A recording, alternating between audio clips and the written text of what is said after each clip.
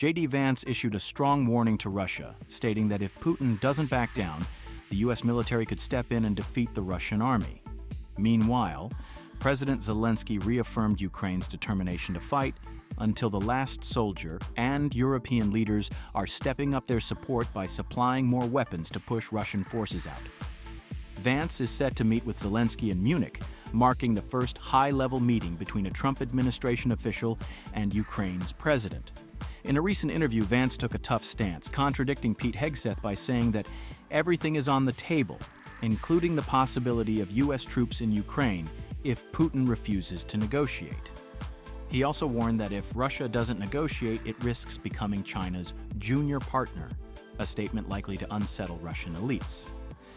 Zelensky responded to Trump's recent comments by emphasizing that Ukraine remains the priority and that no decision should be made without Ukraine's involvement.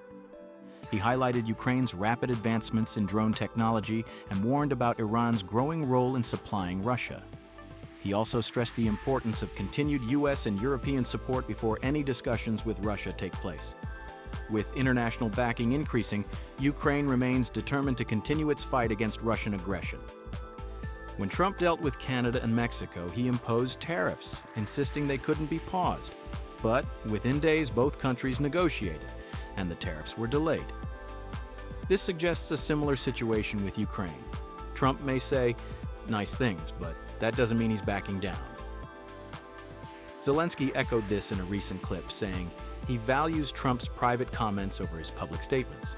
Trump's comment likely stems from Russian propaganda, possibly even mentioned by Putin. Zelensky's 2019 opponent Petro Poroshenko also weighed in. After Putin claimed Ukraine needed a new leader for negotiations, Poroshenko and the opposition stated that holding elections during war would only benefit Russia. Elections create division, and Russia could manipulate the results. Meanwhile, Zelensky recently met with U.S. Treasury Secretary Scott Bessent to discuss a deal allowing the U.S. access to Ukraine's natural resources in exchange for continued aid.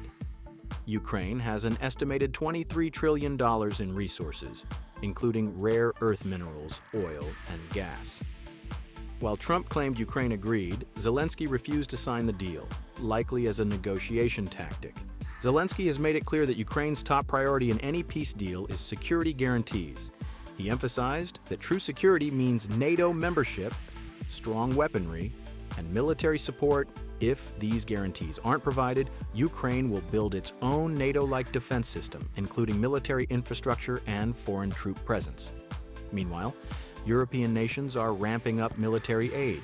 The U.S. has pledged $188 million in military support and $5.6 billion for 2025, while the UK, Germany, Norway, the Netherlands, Latvia, and Estonia are all providing additional weapons, armored vehicles, and training. Estonia's commitment of 0.25% of its GDP to Ukraine's military is particularly notable. Beyond military aid, European leaders are making it clear they won't accept any deal that excludes Ukraine. European Commission Vice President Valdis Dombrovskis stated that any agreement made behind Europe's back would fail, while France's defense minister warned that peace through weakness would only lead to a larger conflict. NATO Secretary General Mark Rutte also issued a strong warning, saying that any attack on NATO by Putin would lead to a devastating response. This marks a turning point for Ukraine. U.S. leaders are strengthening their stance against Russia. Zelensky is holding firm in negotiations, and Europe is stepping up with more military support.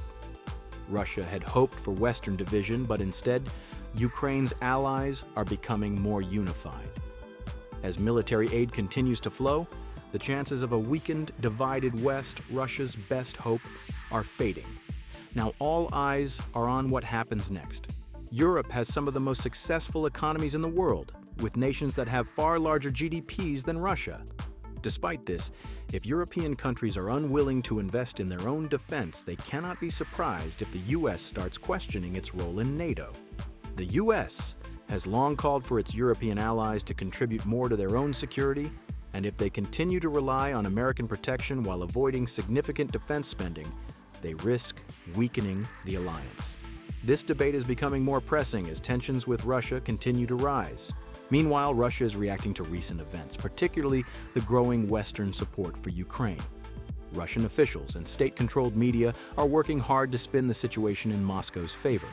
Russian Foreign Minister Sergei Lavrov tried to frame Putin's call with Trump as an example of how true diplomacy should work, contrasting it with what he called the aggressive approach of Western nations. He criticized the West for being outraged over the conversation and suggested that world leaders should learn from Putin and Trump's ability to have a polite discussion despite their differences. However, it will be interesting to see how Lavrov reacts to a different diplomatic conversation, one between Ukrainian President Volodymyr Zelensky and U.S. Vice President J.D. Vance, where they openly discussed strategies for Ukraine to defeat Russia.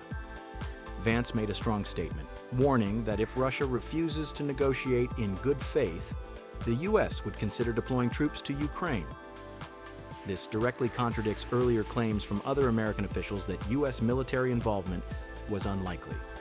Vance also hinted at a potential push for Ukraine to reclaim more occupied territory, pointing out that Ukraine currently controls part of Russia's Kursk region. If Russia wants that land back, it may have to make territorial concessions elsewhere. In response, Kremlin spokesman Dmitry Peskov kept his remarks vague, simply stating that negotiations are possible and that the world must wait for initial results. Russian state-controlled media has also been busy shaping the narrative. The government-run newspaper Izvestia devoted significant coverage to Putin's phone call with Trump, presenting it as a major event that symbolized Russia's return to the world stage. The paper noted that this was the first direct conversation between a U.S. and Russian leader in 3 years, emphasizing that Joe Biden's last attempt at diplomacy with Putin, just before Russia's full-scale invasion of Ukraine in 2022, had failed. Russian pundits also focused on the sequence of Trump's phone calls, pointing out that he spoke with Putin before calling Zelensky. They interpreted this as proof that Washington considers Moscow more important than Kiev. However, they failed to mention that Trump had already met with Zelensky twice while campaigning, conveniently omitting any details that might suggest continued American support for Ukraine. This selective reporting highlights how Russian media operates. The Kremlin ensures that the Russian public only hears narratives that reinforce Putin's image as a strong leader and portray Russia as a global power. They twist events to make Russia look like a victim of Western aggression, while downplaying any signs of Ukraine gaining international backing. As tensions escalate, this type of controlled messaging will continue to play a crucial role in shaping public opinion within Russia. Russian state-controlled media is portraying the U.S. as stepping back from Ukraine while shifting responsibility onto Europe. The Kremlin's strategy is clear. They want Europe to take full responsibility for Ukraine, hoping economic and political pressures will lead to reduced support. That is all for the video. Hope you enjoyed watching it. Make sure to like, share, and subscribe to our channel for more updates. Thanks for watching.